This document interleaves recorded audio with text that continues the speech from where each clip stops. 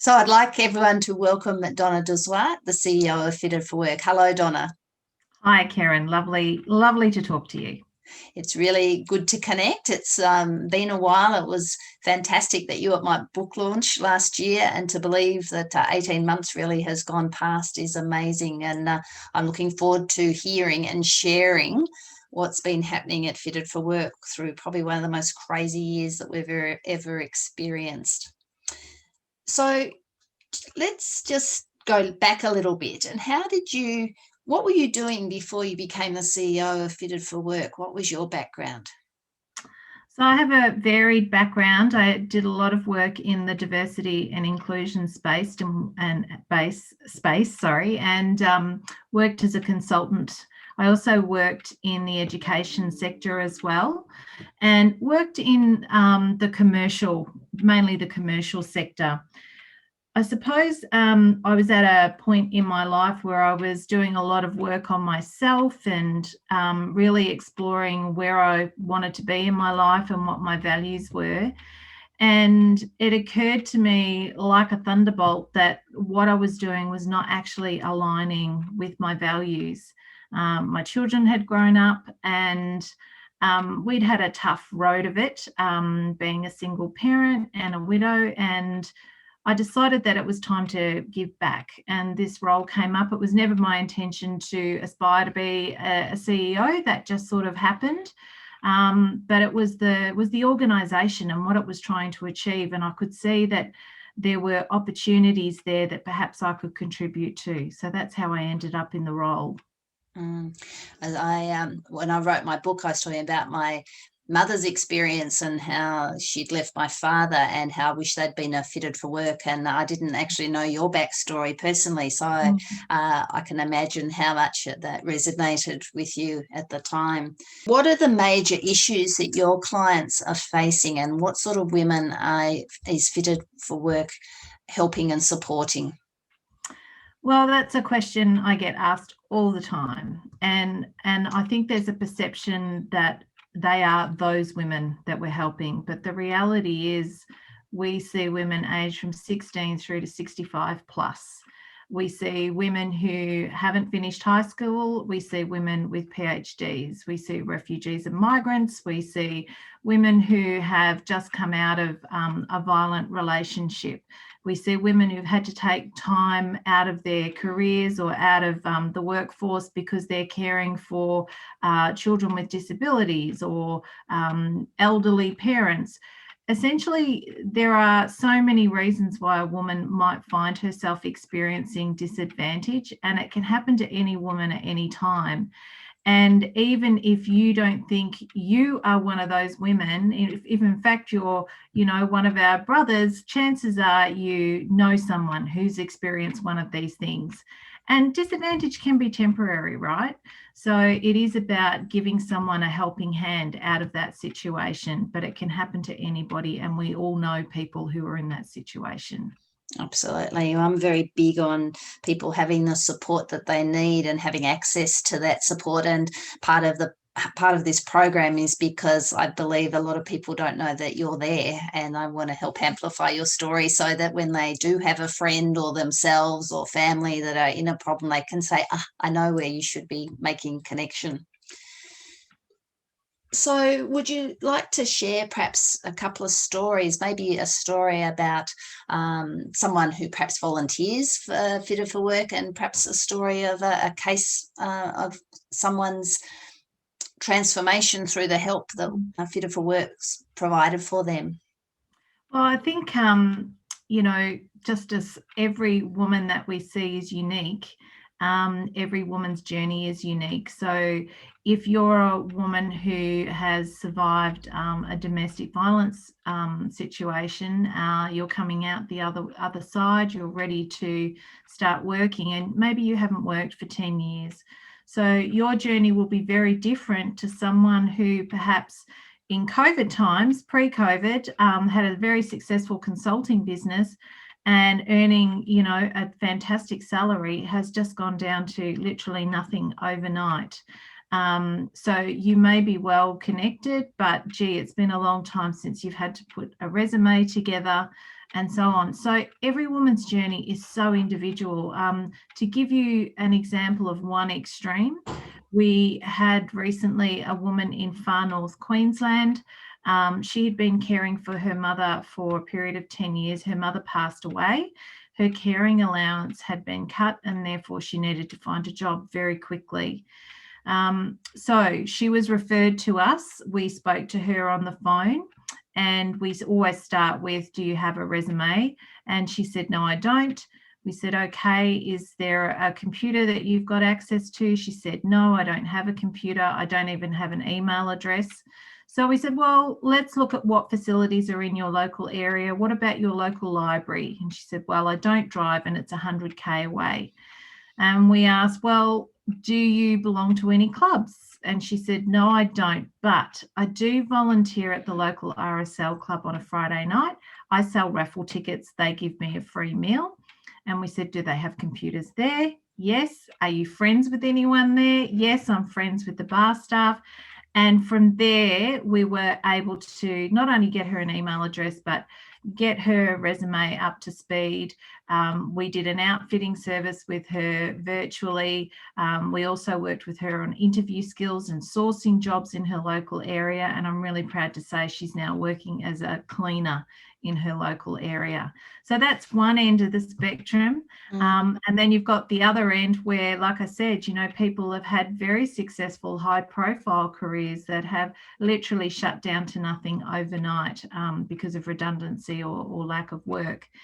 And then from the other end, in terms of what volunteers are able to achieve, as you know, Kerryn, we have a pretty full-on mentoring program, because we know that quite often when women do get work, their problems don't go away. They can often be exacerbated because work doesn't actually solve your problems. It can sometimes complicate things.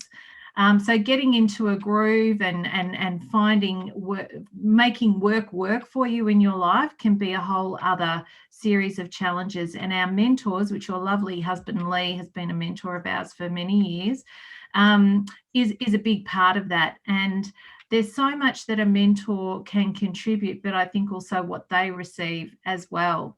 And one really good example of that was we had a mentor contact us and say she was feeling really disappointed because she'd been with this client for 6 months and really struggling to be able to help this client.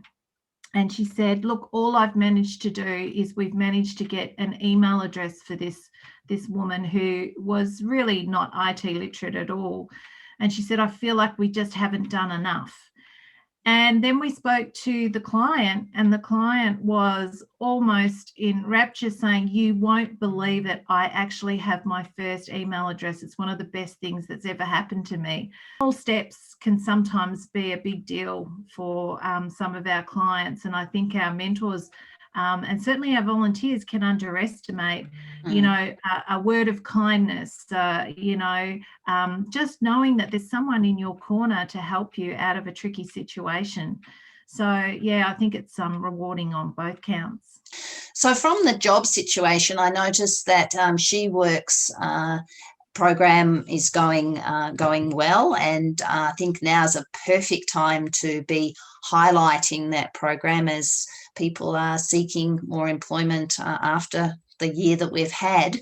So perhaps could you elaborate on She Works and how people can access the service, and also from both perspectives? She Works really came about because we were, you know, we see over 5,000 women a year.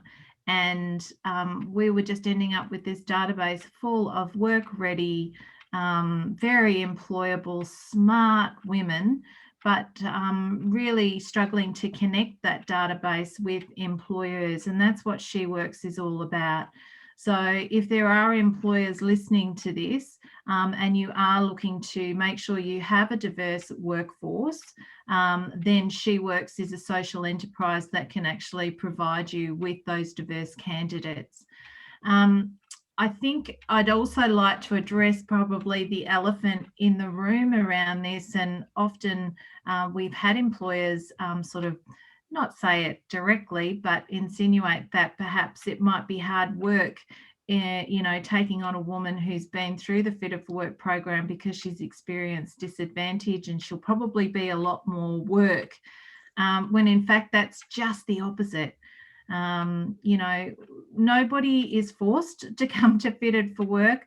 They come to us because they all want to work, and they have such interesting backgrounds and life experiences to bring to the job. So when an employer does choose to use us to recruit, not only do they get a great candidate, but we also ensure that that candidate has a mentor to help guide them through, particularly those first couple of months in the job. Well, everything from tram driver roles to apprenticeships in male-dominated industries through to administrative type roles, cleaning roles. Really, there is no one particular industry that we focus on. I suppose it's really about those employers who are seeking to make sure they do have a diverse workforce. Yes, and I know part of your program for getting ready for work was to take women into an organisation like a bank for them to see how it operated. So what impact has COVID had on your programs and those sort of opportunities? Well, it's interesting. We were very fortunate in that we had already pivoted to virtual services pre-COVID. So we haven't skipped a beat with the team working from home. We've still been able to provide those services. For those that we were doing face-to-face, such as that, it's amazing what you can do when you have limitations, how creative you can be. So there's nothing to stop us from providing, a Zoom walkthrough with a whole lot of women looking and talking to employees within that organisation to get a feel for what that organisation might look like to work for and what it feels like culturally by talking to staff. So we've been very fortunate that we have the technology to be able to do that. Yes, and you also have an office in Sydney, and the case study that you just gave us was from someone in Queensland, so you truly are national. Yes, we are. We've delivered to every state and territory in Australia. Yeah. Well, the world has changed. Everybody knows that and feels that. Unfortunately for women in Australia, we have seen COVID and the pandemic disproportionately impact women. Women are predominantly employed in the casualised workforce, whether it's, tourism or retail and hospitality and so on. We also know that women have picked up the burden of responsibility around homeschooling and caring as well. We also know that for many women, and I think this is one of the most frightening statistics that we don't hear a lot of, that over 320,000 women that we know of in Australia since February have just stopped looking for work. And what that tells us is that we've got a number of women in our population who have given up hope, who feel overwhelmed. And when women don't have access to that economic participation, that is diabolical for women moving forward. And we're very concerned that the status of women is going to go backwards as a result of that. So certainly our mission has always been around economic security for women, and we believe the best way for women to get that is through employment. But we're feeling more and more, as well as doing that, we need to advocate on women's behalf. We've seen the federal government, do a great job in terms of trying to create jobs, but we've seen them mainly around physical infrastructure, and we know that less than 2% of those roles will go to women. So we're not seeing women's issues specifically addressed. And then if you add on all the other issues around childcare, unequal pay, and so on, we're at a real tipping point, I think, in terms of the future of women of Australia and how we can help women. And the only way to help women out of this economic, situation that we're in is really through employment, but we've got to provide the pathways. So our vision hasn't changed. It's just grown bigger because we've got a bigger number of women that we want to help. And we'd like to get to a point where not only do the general public know who we are, but we get the message out there to women that it doesn't matter what your situation is. There is no shame in asking for help. And in fact, we encourage you to do it sooner rather than later. We do not want to see a situation where we've got women literally Googling how to live out of their car with their children by the time they put their hand up and ask for help from us. You know, the sooner the better. Every woman has a story, and if you don't have a story personally, it's your mum's story or your auntie's story or your friend's story. But we've all been there. We all understand that life takes, you know, twists and turns, and we need help to find our way out of those situations, and that's what we're here at Fitter for Work to do. But how can people help you? Well, if you're an individual and you want to help, absolutely spread the word, as you said. I also think there's opportunities to volunteer with us, certainly get involved in different aspects of the organisation, and I'd refer you to our website for that, so fitterforwork.org. Also, I don't underestimate how powerful the dollar is. You know, in the not-for-profit space, money is often seen as, you know, not something we want to talk about. But the reality is it's just another form of energy for us. It's green energy, and that fuels us to keep going. You know, I think there's a lack of understanding around how not-for-profits operate. Often we have to work at a much higher standard, if you like, than any other business, but we don't get access to the same resources. We have to account for every cent that's spent, rightly so. However, we still have to have finance. We still have to have people writing grants for us. We need professionals working with the most vulnerable people in our community, and so on.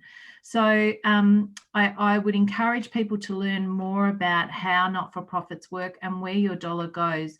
If you come across a not-for-profit and they say every cent in your dollar will go towards, say, for example, helping a woman, then I'd be very concerned about the way that organisation operates. There has to be governance in place, and there has to be experts knowing what they're doing with that role. If you're an organisation, there are a number of ways you can help. Certainly, you can partner with us and support us in all sorts of different ways. And it's a twofold thing, right? You support us, we work with your organisation to understand some of the more vulnerable members of our community. And there's often a lot of engagement from your workforce as well, and that's got to be a bonus. And then I suppose the other way would be through SheWorks, as I mentioned, and you know, encouraging people to think about the diversity of their workforce and, you know, work with us to help represent those women who wouldn't normally get a seat at the table.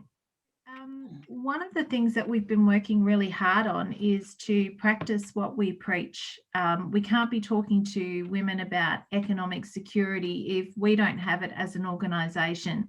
So we've been trying to build our own businesses, and also I think it's about, and women are not great at this, at putting value and worth on who we are and what we do. So quite often we will see women when they're in absolute crisis, and we know that if we could get to women much earlier in their journey into work, then they wouldn't have gone through their superannuation, if they have any, what savings if they have any, to get to that really desperate point. So about 3 years ago, we approached the Commonwealth Bank and we said, look, we know one of the first warning signs that something is not going right is when a woman can't repay her promise to the bank. She's late on her repayments, or perhaps there's been a marriage breakdown or job loss or whatever it might be. The bank had done its own research and they found that between 60 and 70% of the reason why women would find themselves in that situation is because they're either underemployed or unemployed. So we set up a hotline directly with the Commonwealth Bank, and as soon as that's determined, women get offered our services. They make the choice to use our services. When they're transferred directly to us, 90% of women will take up our services. And we know that this early intervention model works. We tracked 460 women over a period of 10 months, and we found that 77% of them got work within 64 days. So the earlier we can help women, the better. Now, the beauty in all this is it's a commercial partnership. So the bank pays for this service, but it's win-win for everyone, right? The woman gets a job, the bank gets their loan repaid. So it helps everyone. And this is a beautiful example of how when organisations can work together with the not-for-profit sector, they can give back to the community, but also it helps their business as well. Every human being needs three things in life: something to do, someone to love, and something to look forward to. And, you know, I've been able to apply that at Fitted for Work in terms of what women will leave with once they've gone through all of our services. They learn how to love themselves, because often they've fallen out of love with themselves and their abilities. The job is obviously something to do. And because they've fallen in love with themselves and they now have a purpose, they also have a future, and they're able to see into the future, and they've got things that they look forward to. So that's what we hope we do.